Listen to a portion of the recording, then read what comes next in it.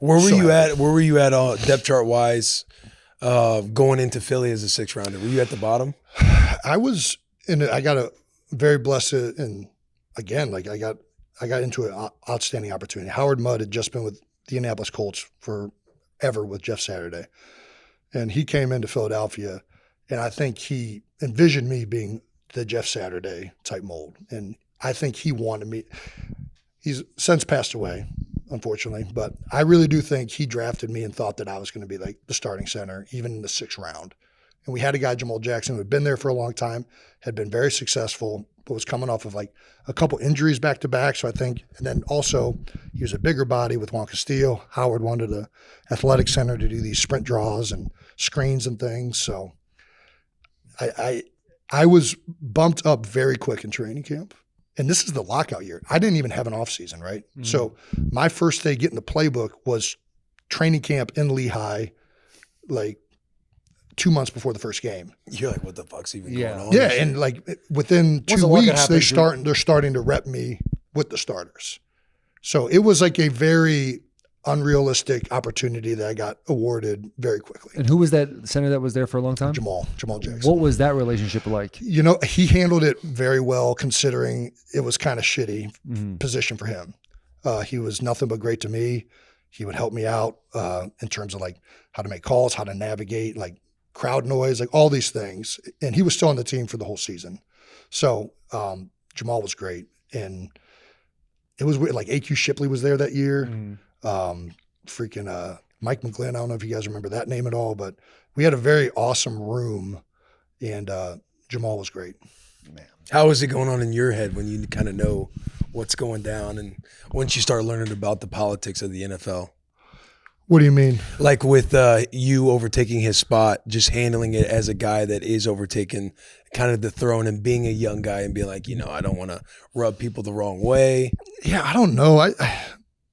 I don't know. I was just trying to play football well and not think about a lot of that stuff. Yeah. I mean, when you're a rookie, I think and I look back now and realize these type of dynamics, but in the time you don't realize it. Like you're just playing ball and you just hear the 10-year vets being like, got to watch out all this politics. And you're like, that must be a thing that happens later. You're not realizing you're in it right then. Yeah. And they weren't even talking to me about that at that point. You know what I mean? I think it's, you realize later what an unbelievable opportunity that was and like how that kind of happens throughout the NFL and like draft picks and salaries and things like that and how that all shapes, you know, a lot of the decisions that are made. But at that moment, I was just like beyond excited to try and play. Yeah. And, you know, Jamal handled it really well, especially considering like I don't think he was in a position in his career where like he was still trying to play and start. You know what I mean? That's a very tough position to be in where it feels like I got awarded an opportunity and they were pushing for me to be the guy and he was already there. So,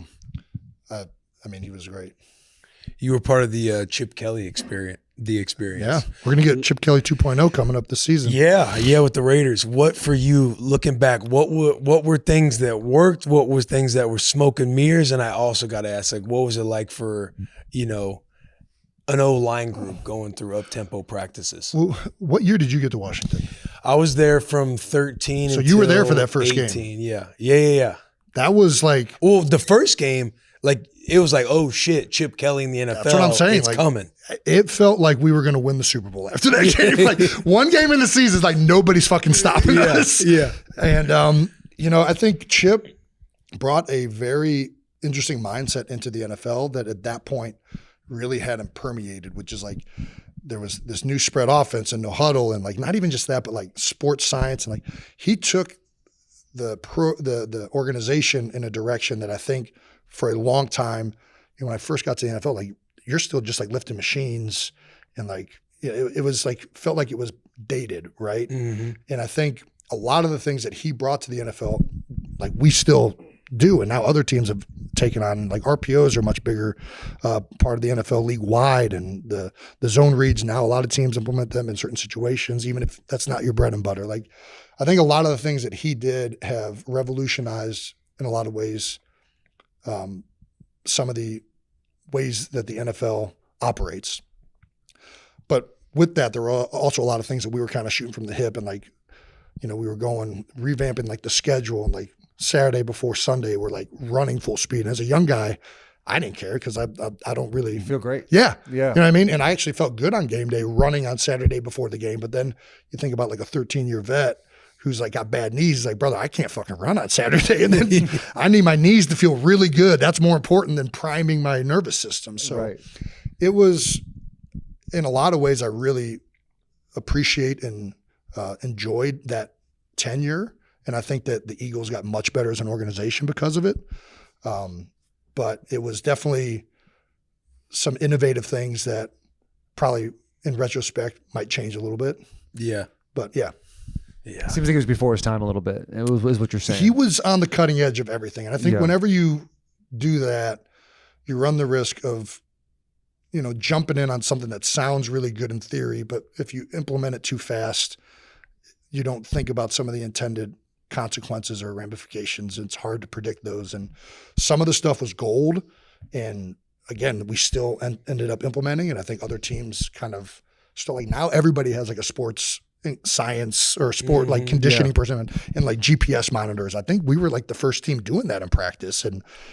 But there's a lot of other things that I think it was hard to get players to buy into some of them, especially veteran players. And I think in college it was a lot easier to do things with younger players. And so much more depth. You got like 120 guys. 120 guys. But you also have kids coming from high school facilities. Yeah, there's less of there's less ego. There's less guys that have been doing things. Like, they're more bought in. Like, they've only been to one university, at least at that time, before the NIL thing. So it's like, it's just a different dynamic. And it was harder to do some of these things, especially with veteran guys who are like, I've been doing it this way my whole career. Why are we now doing this? And understandable. Like, you know, I mean, Jason Peters was like the best tackle in the NFL. It's like, how he knows how to be good on game day, right? Like, how are we? So it was good. And when we were winning, it was fantastic.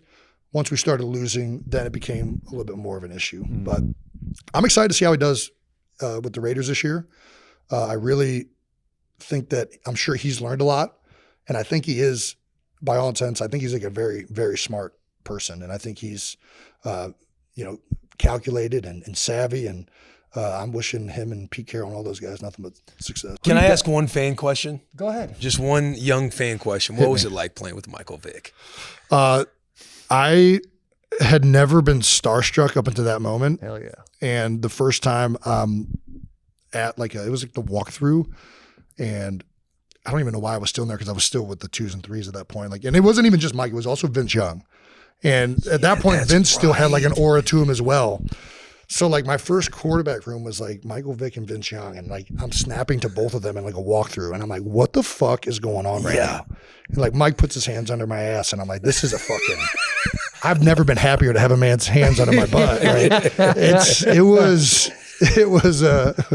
was pretty awesome. And he's just such a freaking great dude too. Like, you know, you meet guys and you always wonder what they're like. And Mike was nothing but like incredible as a teammate.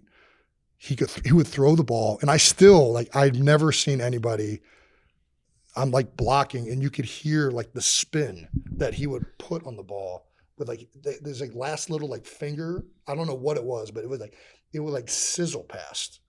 It was crazy. His talent was remarkable. Even at that age, coming out of the penitentiary, all of it, like it was impressive still. that is a crazy thing. For sure. Like gets out, stretches his arms. Like, how many guys could do that? Sling it, bro. Go take off years. It's like him and Mike Tyson, right? Those are two guys who just came back and kind of got better. Yeah. It's crazy. Nuts. Because last night I was watching, he was doing like either like a halftime interview, because he's the head guy at Norfolk State. Yeah. And after that, I didn't get to bed until like 1:20 last night, because I stayed up watching top like highlights of Michael Vick. Yeah. Giants game, Minnesota, the Vikings game, seeing him spin it, throwing that bomb to Deshaun Jackson. It was like 80 yards. Him and D-Jack together was just so lethal, because he could throw the ball a mile. And Randy Moss was another great deep ball player, but tracking on a deep ball, it was like, he would just like glide. It was like effortless. And somehow he kicked it into another gear. It was the best ever at running that.